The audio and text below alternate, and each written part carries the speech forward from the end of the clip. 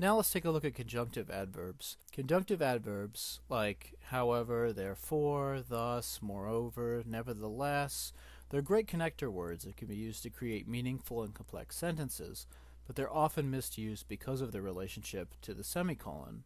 If we take a look at these examples here, we're combining, just like with the semicolon examples before, two sentences or independent clauses using conjunctive adverbs. And so in this case, you'll need to put a semicolon before the conjunctive adverb and a comma afterwards.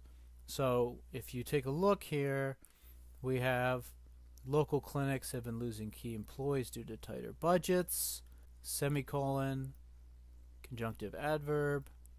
However, our clinic just hired a new technologist.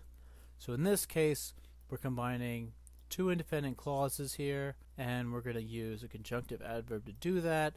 Therefore, we'll need a semicolon there. Same goes for this case, except we're using nevertheless. The great thing about these conjunctive adverbs is they can really create some meaningful and complex sentences with their usage.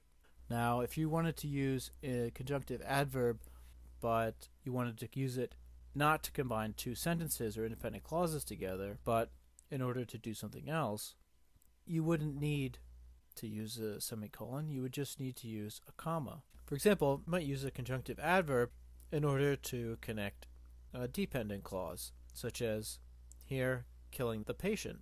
So we have the independent clause and the dependent clause, and they're connected with the conjunctive adverb. And you notice here, we just use a comma instead of a semicolon. In much the same way, you can use conjunctive adverbs to begin sentences. In this case, you would use a comma. Or, again, if you're connecting a title or a dependent clause, you only need to use commas here. We're not combining two different sentences together. We're just combining the title, the head administrator, with this dependent clause.